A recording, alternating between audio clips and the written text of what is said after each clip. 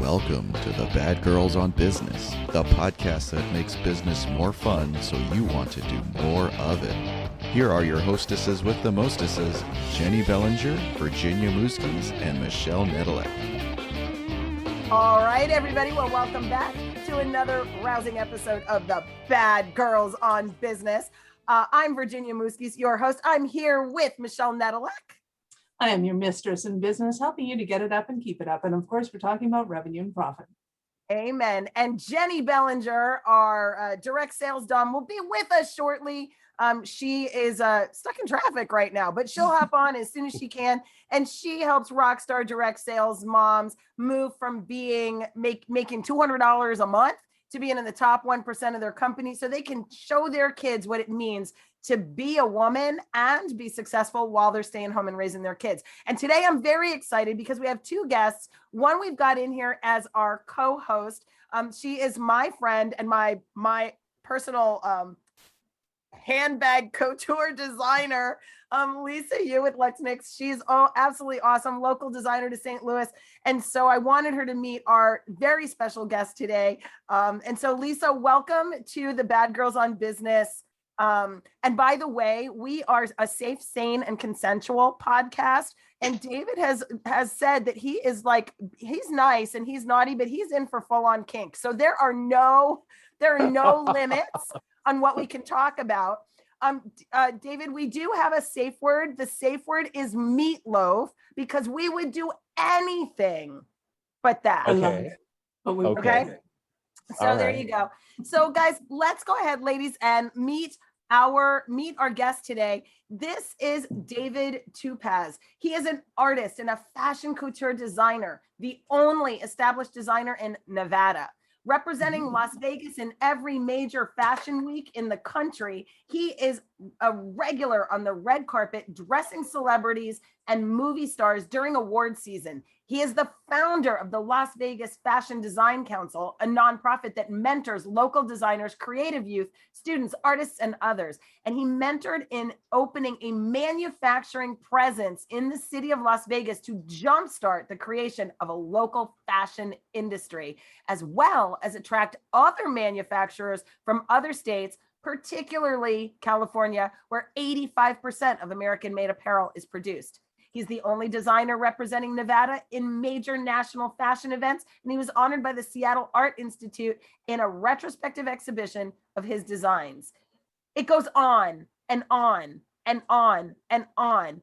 But here's the deal. Upon opening, yes, he's that good, you guys. He is that good.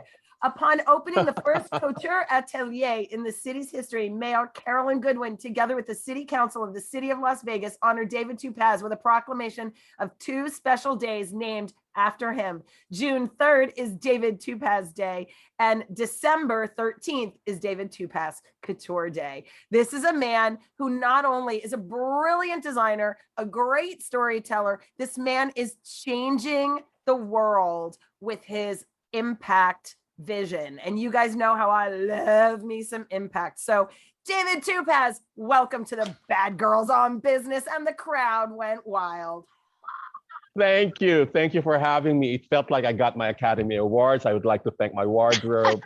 I'd like to thank my makeup artist, and it's fabulous. Your intro is just like, oh my God, it's like my life flashed in front of me while you're talking. David, to be truthful, I got it off your website, so you wrote it, so it ought to be good. Number one. Number two, all y'all couldn't see him accepting his Academy Award holding a can of Pledge furniture polish. So it wasn't a dildo, but it was pretty good. It wasn't a dildo, it was a can of Pledge. But Virginia, that's how you know someone's made it. They don't even need an actual award anymore at this point. You know, they're like, we made it. I made it. You know, Amen. Anything is an award. Yeah.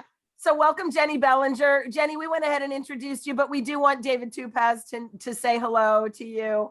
And yeah. Hello, how are you?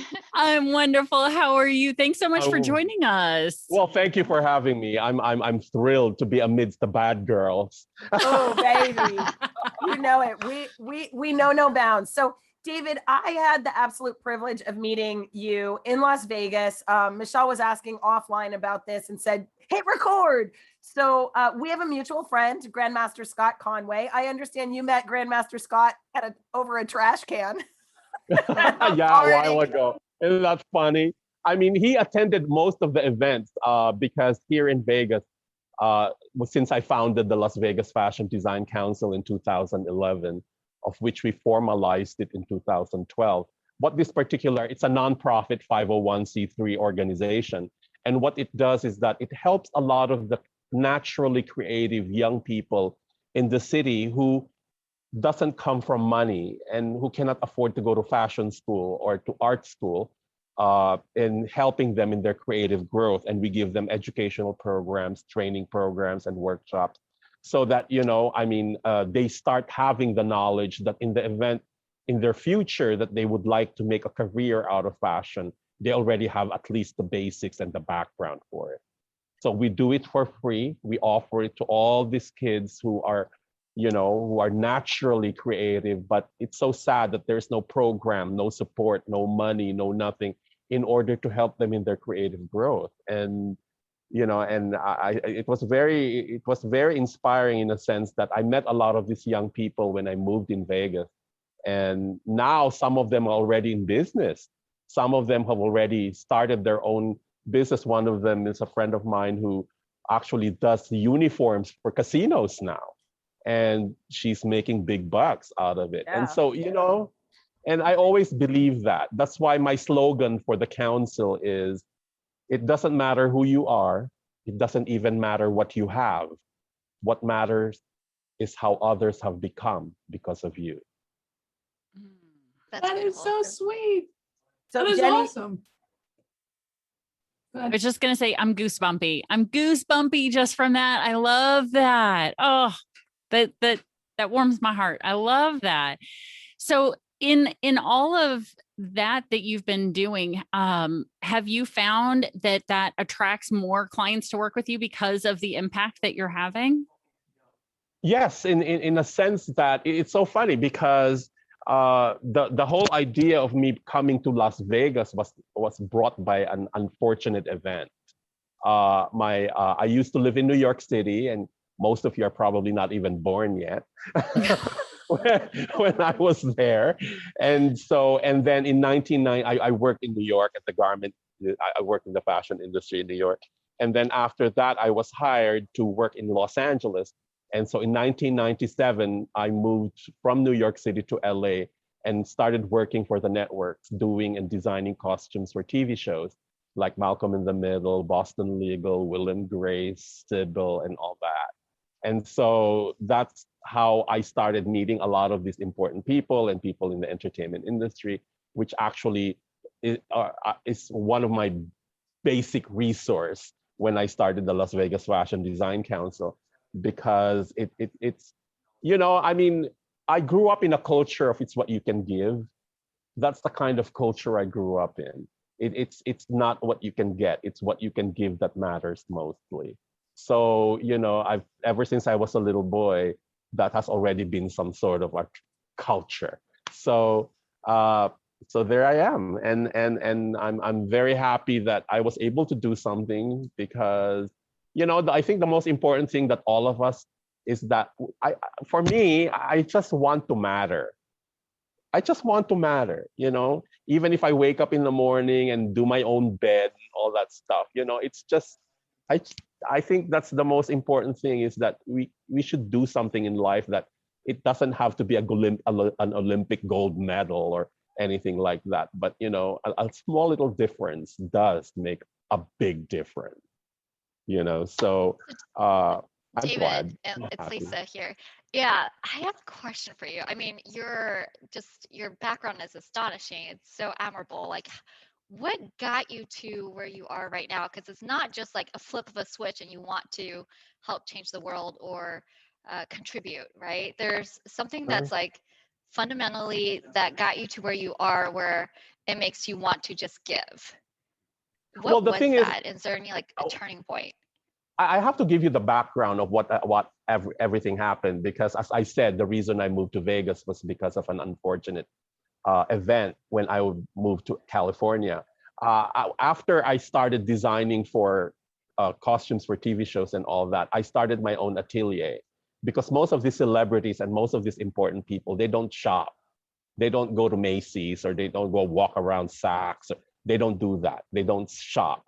And so a lot of their clothes are either done for them or shopped for them, bought for them, or custom made for them. And so that's how I started my own business.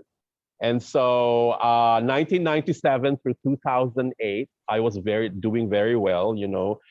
That's where I started dressing some of the celebrities for the red carpet, and my first experience in all this whole award season, where it's so funny because working with a lot of important people, you see all of them in their glory.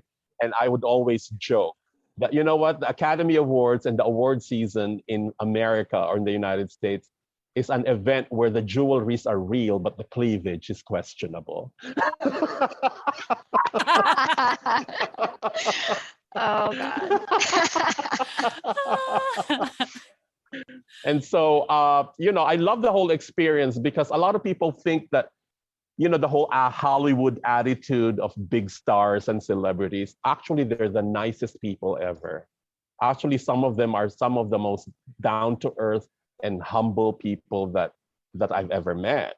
It's just that it so happens that you see them in the limelight and you see them everywhere and they're talked about and they're in the news and in the TV shows and et cetera, et cetera.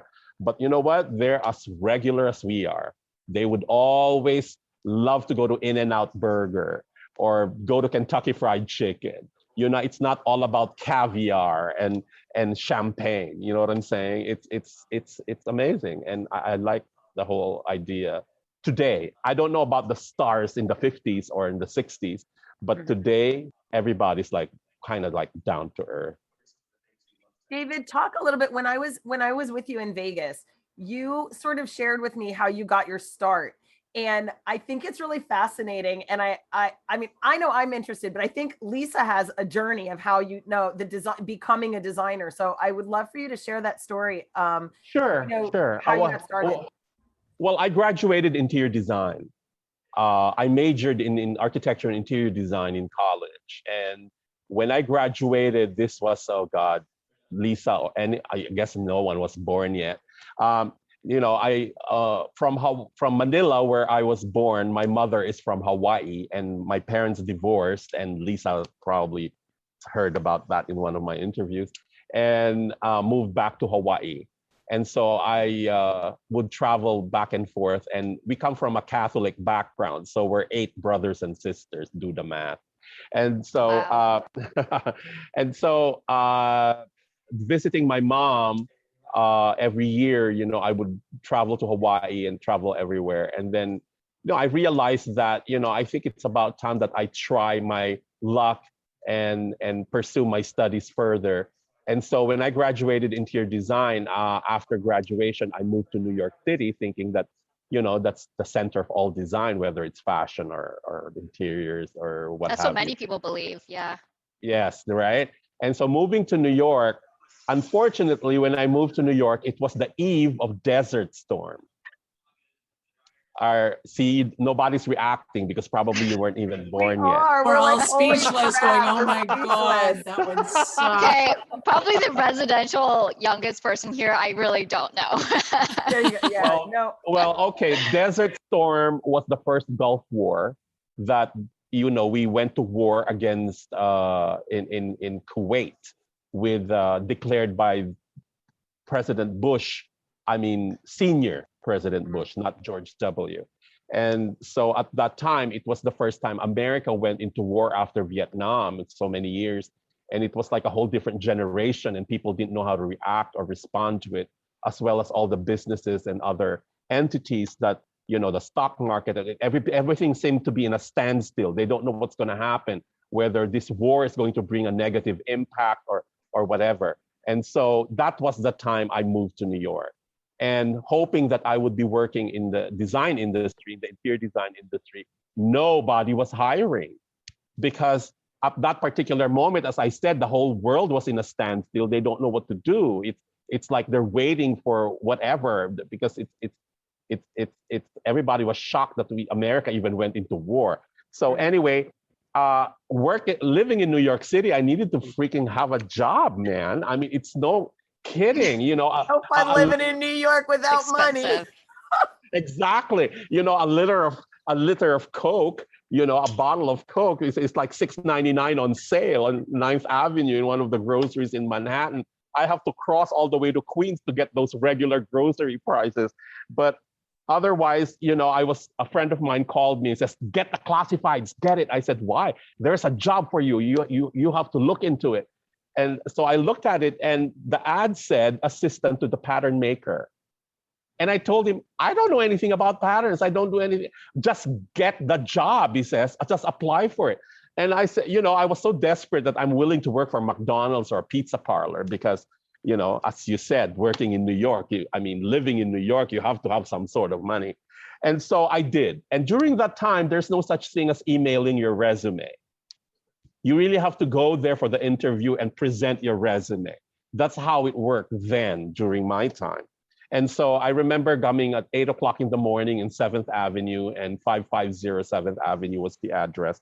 And there was a gentleman that came in and he says, are you David? I said, yes. Okay, come into my office.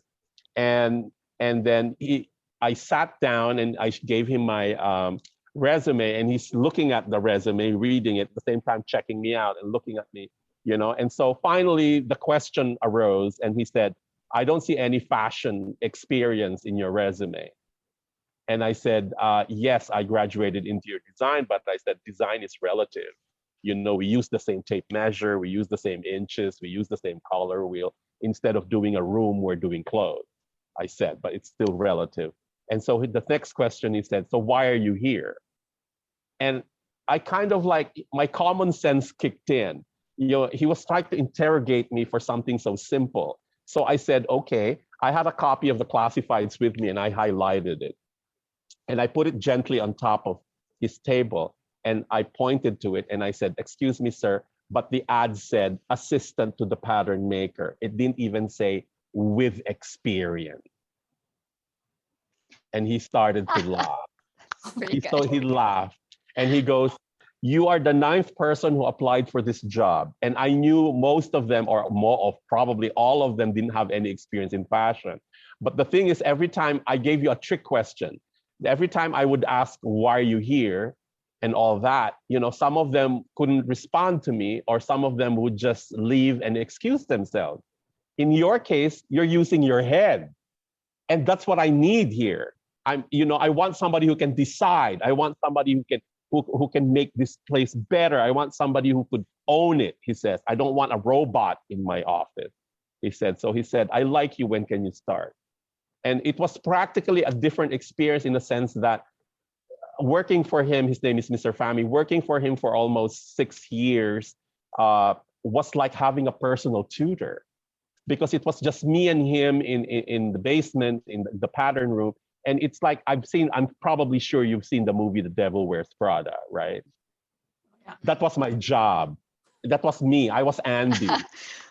That was my job. I would get coffee. Was he I mean? would do. I'm sorry? But was the No, guy he mean wasn't. to you? No, he was not mean to me. But You did He was everything. not mean. Yeah, but the thing is that I would get him coffee. I would do errands for him.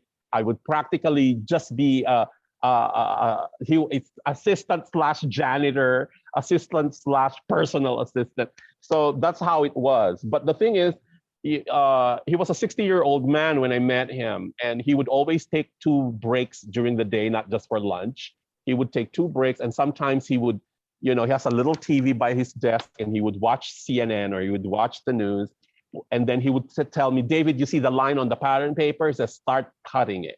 So sometimes he would tell me to do things that he's supposed to do. And so it was like being in a workshop, that this person is actually being my personal tutor.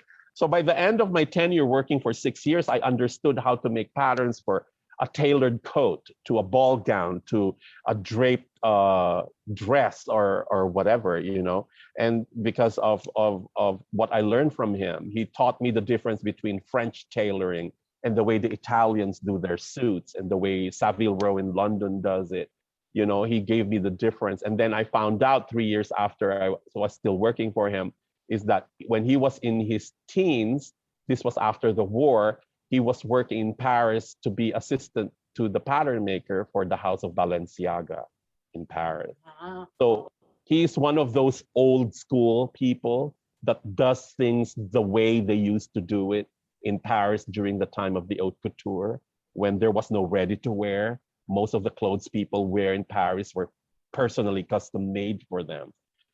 That's the haute couture. And so that was what I learned. And it was an experience that I realized that I really love clothing, because it is the change is so fast. Fashion is the only industry that changes every season.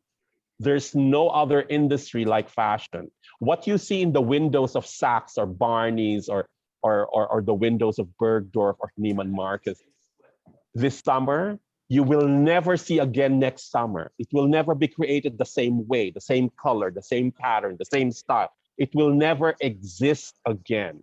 That outfit that you saw or you bought this season, you will never be able to buy the same thing ever for the rest of your life. Sage So advice: if you see it, buy it now. yeah, and David, I got to that's ask you, for somebody that's going into fashion design, would you recommend that they become an employee first, or if they're just like gung ho and going, I got my designs, I got to do this, got to do it now? What would you say okay. to them? There is a difference between wanting to be a designer or wanting to make something creative, because in the fashion industry, there are two kinds of designers, or I would say there are two kinds of lines. All right. There is the manufactured line, which is Banana Republic, Zara, H&M, Old Navy. Those are manufactured lines because there's no designer representing them.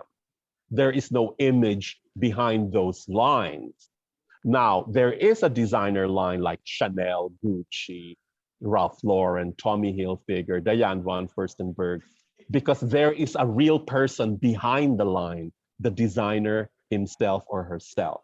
So those are two different lines. So I always ask people, or people who are interested to be in the fashion industries, that who are you? Are you a manufactured line or are you a designer line? So who are you? Because the approach of these two things are different. A designer line is approached in a very different way than a line that you're just doing for the masses, like H&M or Zara or Old Navy and all that, right? So there's a different level of responsibilities when it comes to that. And so the thing is, a designer line is, there is a story behind it. We all know the story of Coco Chanel, of how she came to be. There's so many movies that were made about her life. And so there is a story behind the success of a designer line, of their background or their creativity or how they presented themselves or what made them unique. You don't find that kind of approach in Banana Republic.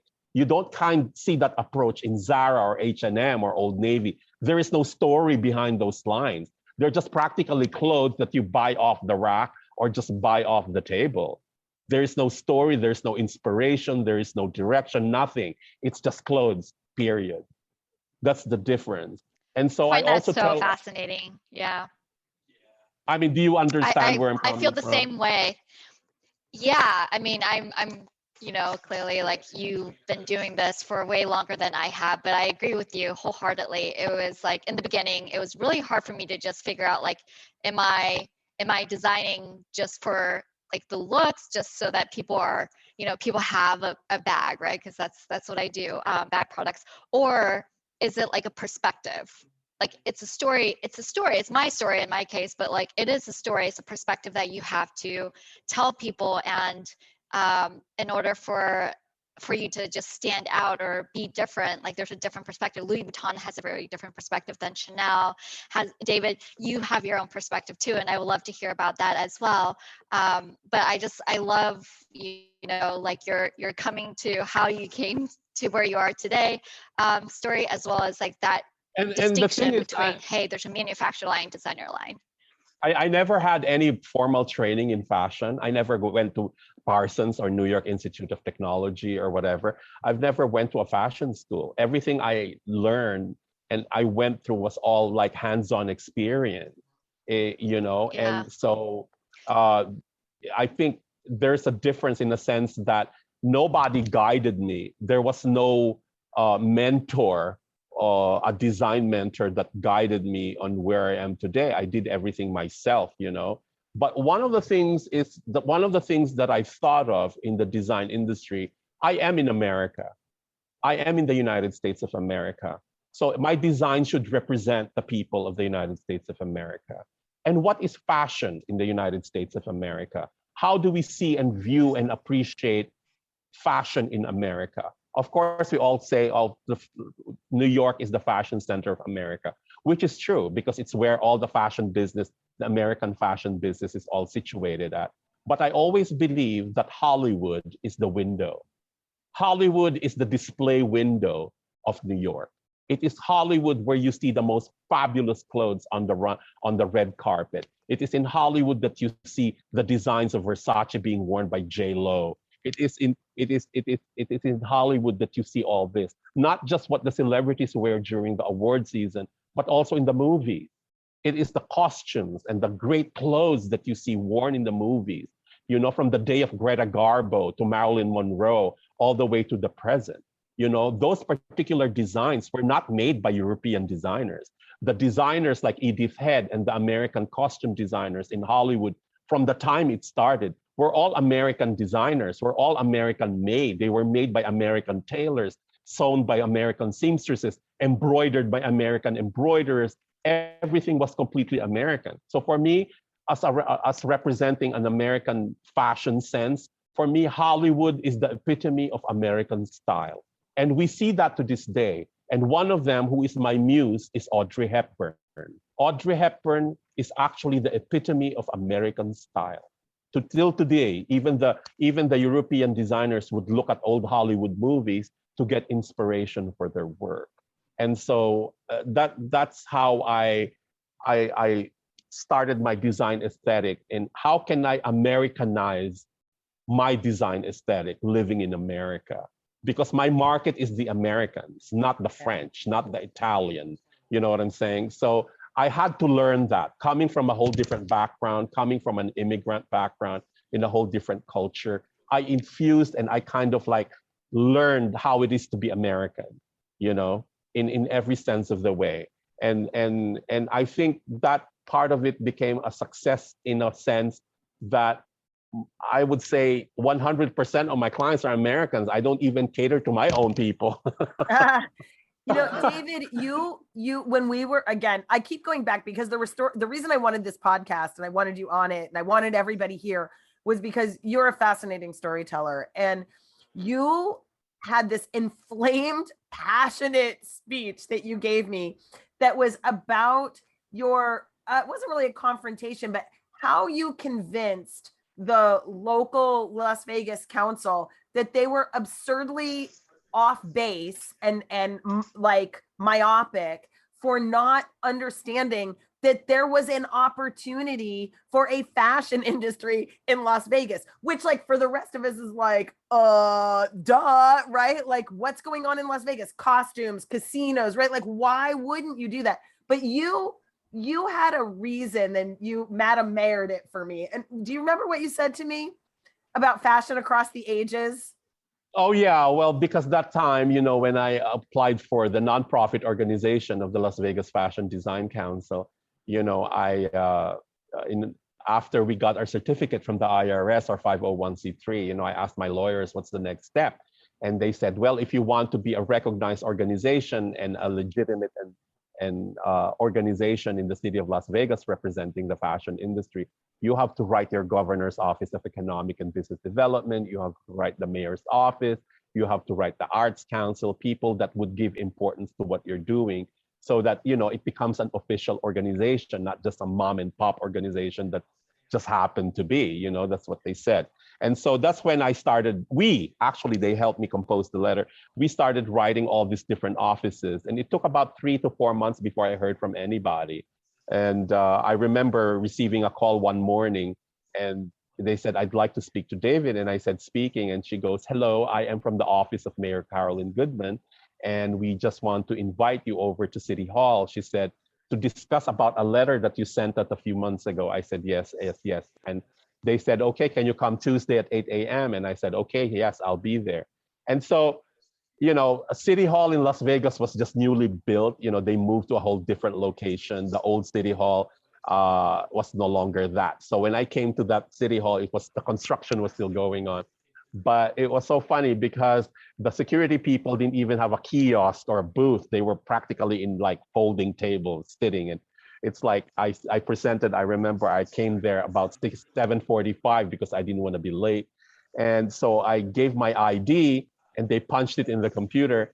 And the guy was trying to give me instructions of where to go in the building, but since the construction was still going on, you can still smell the paint, and construction workers are in and out. He said, "You know what? I'll just take you there." And so we went up the second floor, and he opened a big, huge door, and above it there was a guy putting letters on that door, and it said "Council Chambers." And I said to the security guy, "Excuse me, sir, but my meeting is with the mayor's office." He says, "No, you're meeting with the city council." Oh, I said, "But it was the mayor's office who called me." "The mayor heads the city council." That's what he said. And so it's like I thought it was just going to be like a sit down table conference, something like that. I didn't realize it felt like a Senate hearing. I was going down these stairs. It was like a big auditorium, like the freaking United Nations. And you see all these names on that particular stage where everybody has their seat. And I have a center table in the middle of the entire room.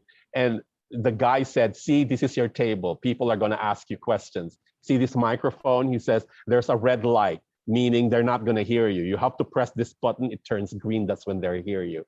And then the same thing with them. If Were you you see scared? I was.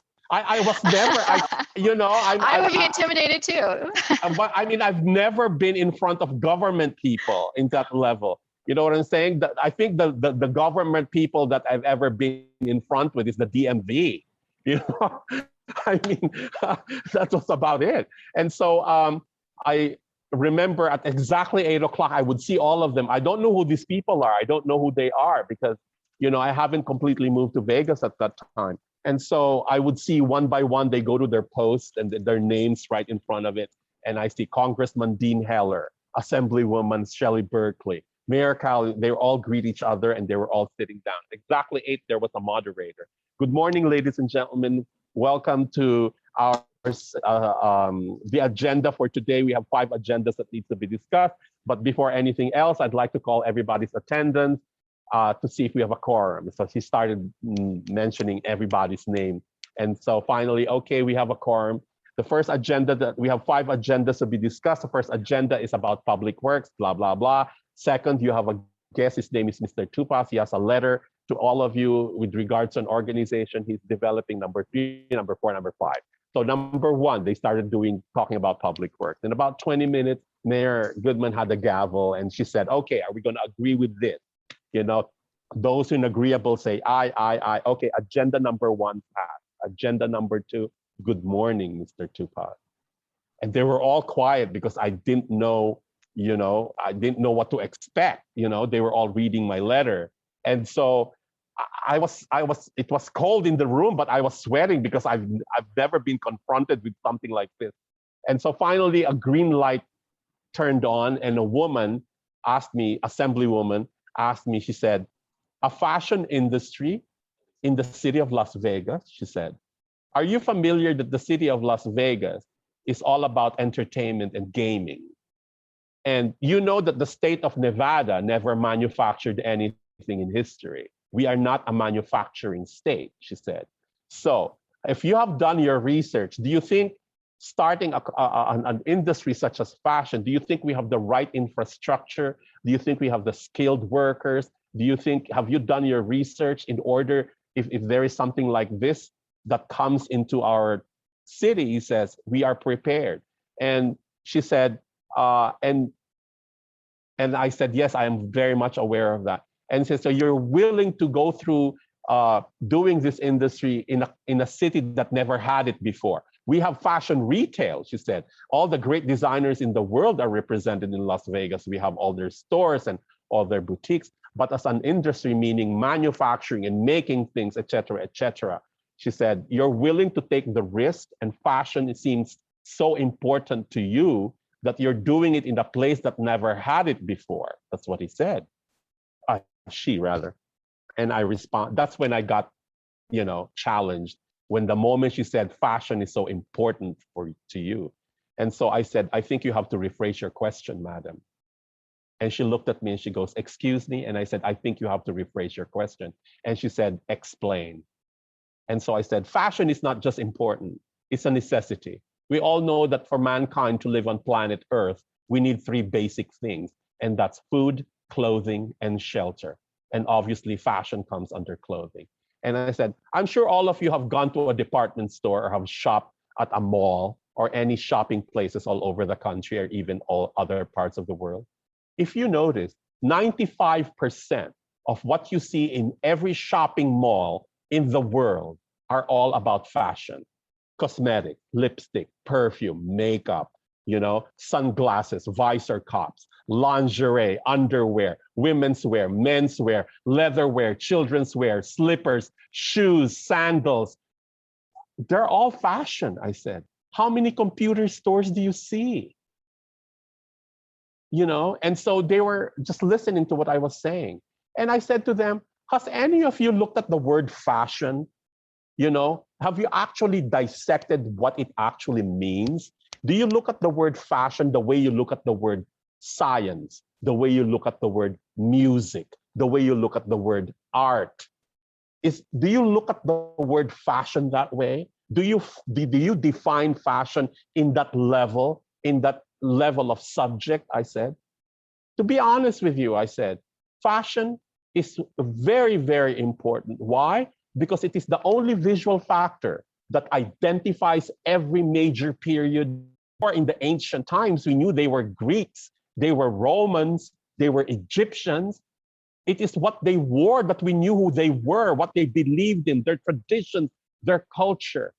It is what they wore that we identified them. And through the centuries, from the Middle Ages to the time of the Renaissance, to the time of the Victorian age, to the Edwardian age, to the time of Great Gatsby, all the way to Lady Gaga, I said, fashion is the only visual factor that identifies every major period in human history. And to top it all, you can totally see that. You can totally see that just in history museums, yes, everything. And I said, the look on your face was outrageously precious. It was like you listening to David say that lit up like a kid on Christmas morning. It was like. And I said, and I continued on, Yeah, and I continued and I said, David, you should be a politician. Can you please be the lobbyist for fashion design and manufacturing in the United States? I leave that to the CFDA. They're the ones doing that. David, you were going to finish. Yes, and I continued on and I said, and to top it all, I said, fashion is the oldest institution there is. It is older than civilization. It is older than religion. It is older than countries and nations. It is older than governments and empires. Why? Because fashion was there at the moment of creation itself.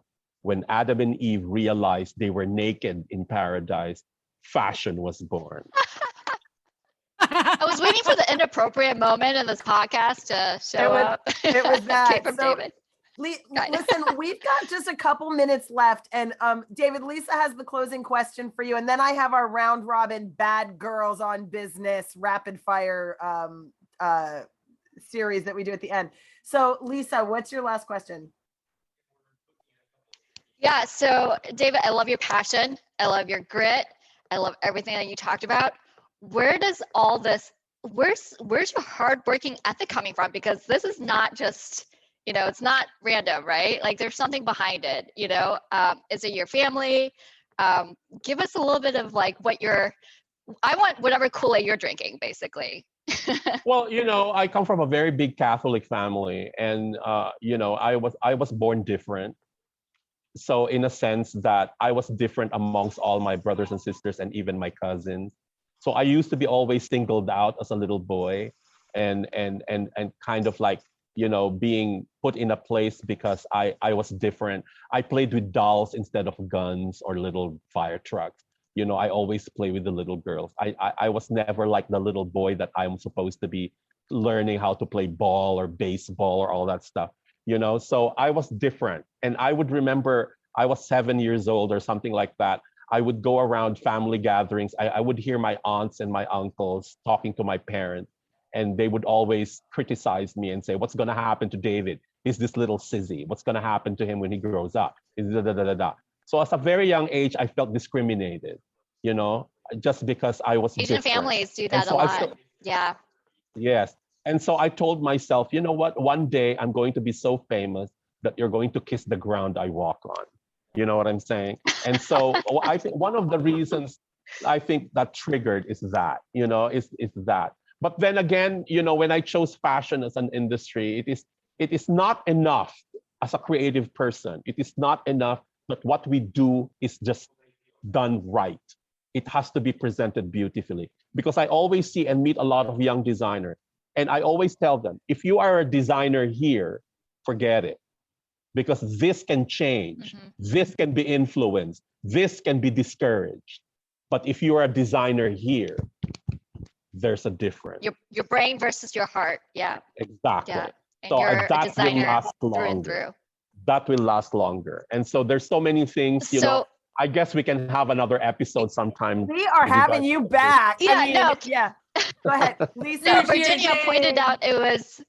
Yeah, Virginia just messaged me and said there's something else I should ask you, which is teeing up to this is grandpa. Your grandpa had a big influence on you as well in terms of, Yes. not just the Okay. fight of like, hey, I want Yeah. to show up my family, but also something about your grandpa. So Yes, know if my we have some grandfather. time to talk about that. My father's father. Ever since I was a small boy, he would always single me out, and he'd always tell me, "David, you have to be the best of what you can be." So growing up, I would always hear it whenever I see him. There's a family gathering, whatever, whatever. My grandfather would always say that to me. So growing up, I always think it's just cliche. It's like your parents telling you, "Eat your vegetables, be a good boy, don't get in trouble." So that's how I felt. But that it became some sort of a habit that I just listen to one ear and out the other. But as I was growing older, and this was actually the time I was about to enter freshman college, it was a Christmas Eve dinner at his place. And us being Catholic, we joined the family for Christmas dinner, and we stay through midnight because all of us go to church for midnight mass. But at that time, I said, I can't join you for the mass. I said, I have friends from out of town, so I'll just see you tomorrow. So I excused myself after dinner, and he brought me to the door. Same thing, as I was leaving and I hugged him, my grandfather said, "David, remember?" I said, "Grandpa, you've been telling me this all my life." I said, "Do you have any other message for me? I mean, is it just out of old habit?" I said, and he started to laugh. And he said, "Okay," he says, "fair enough." He said, "Now that I can see you're about to enter college," he says, "I can see that you have a direction in life." I said, "Yes, I can see myself in the next 20 years.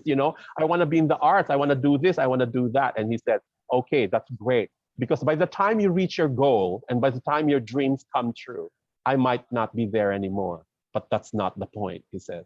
"The reason why I want you to be the best of what you can be is because there's only going to be one William Shakespeare, that after 500 years, we are still studying his work. There's only going to be one Wolfgang Amadeus Mozart that after 300 years, we're still playing his music. There's only going to be an Albert Einstein that has changed the course of science, whose discovery mankind is benefiting from today. There's only going to be one Coco Chanel that has changed how women dress and made the little black dress a uniform for all women of style. Who are these people?" he said. "They're not kings, they're not queens, they're not presidents. They're ordinary people like you and me. But what they did is they became the best of what they can be, and what they contributed mattered. You see," he said, "ever since you were a little boy, I knew you were naturally creative, because you would run around the house with a little pair of scissors, and you would get magazines and newspapers, and you would start cutting them and make them into little cars and make them into little houses. So as a little boy, I knew you were naturally creative. You have to feel honored that the universe gave you the gift of creativity because it is not available to everyone. You have to feel honored that the universe chose you instead of the next guy to give you this gift because the universe feels you deserve it. But this gift comes with a responsibility. When you're a creative person, he said, you're like a light. Where do you put a light? You don't put it under the table. You don't hide it in the closet. You put it above in the center of the room so that everything around it shines. That is the responsibility of a creative person, because the universe is using you, that through this talent, you can show the world and you can tell mankind that life is really worth living, and that what you can contribute and give is make life more beautiful. Wow. That is so sweet. That was so Can you- beautiful. And you got That, me crying. yeah, Can't that believe made me you want to were tear up. crying. Can you stand it? David Tupaz, Bad girls don't cry. you are brilliant, and we definitely there's 400 more questions in the chat that my hosts want to ask, and I'm like, we are out of time. So we would love to have you back when you would love to speak with us again. But we do have I'm open. I know you really should be on Broadway, if you ask me, like the David Tupaz life story monologue. I told them, David, I was like, I listened to David Tupaz for 3 hours and I didn't say anything. And they were like, yeah, we need him on the podcast. There ain't nobody who can shut you up. So you're just mesmerizing. So listen, we do have a couple of questions to ask before you go out. They're just choices, A/B choice questions. Okay. And they have to do with being not nice, naughty, and kinky. All right. Sure. So when it comes to marketing in business, do you prefer domination or submission? Domination. All right. David, when you're out networking, are you an exhibitionist or a voyeur? Exhibitionist. We guessed that. All right. Leadership. As you lead your organization, you lead your nonprofit as a leader. Gentleman dob or power sub? Power sub. Amen. Yeah, Jenny and I are with you on that, man. All right. When it comes to your team, married or mistress? Mistress. Michelle's kind of guy. All right. Well, married is different because you're tied up. Unless you're a power sub, and then it's in a better way. Oh, well, that's true. It's in a better way. I understand. Shibari, man. Shibari is an art form. All right. Last question. Entrepreneurship in general. Monogamy, one business, one thing, or polyamory? Poly. I think we had you pegged. David Tupaz. I think the Bad Girls on Business with our guest hostess, Lisa Hugh, designer from Lux Nix. I'm super excited that you got to meet her, and I guarantee you I will be putting her in front of you a whole lot more. So we thank Lisa Hugh for being on here, and thank you. Hear it for Thanks for David having me. Tupaz. This is so This great. has been so much fun. Jenny Bellinger. Thank you. Take us Yes. out. Absolutely. Thank you so much, David, for being here. And thank you, Lisa, for being our guest host today. Absolute pleasure. It's been fun. Thank you so much. And so now moving forward, guys, if you want to know more about David and Lisa, make sure you check out our show notes because we will have all of their contact information, including their websites and their social media. So you can go follow them to learn more about them. And make sure you stay tuned because we have another badass episode on its way.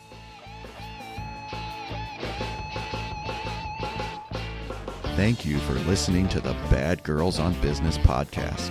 Don't forget to check the show notes for any links mentioned in this episode and for additional contact information about the guest or our hostesses. If this show got you going, we'd love to hear about it when you subscribe, rate, and review the show on Apple Podcasts or wherever you get your podcasts. Can't get enough of the direct sales dom, the referral diva, or your mistress in business? The Bad Girls have hidden their gift for you at badgirlsonbusiness.com. When you find the Easter egg, use the password BGOB to unlock your treasure chest of goodies.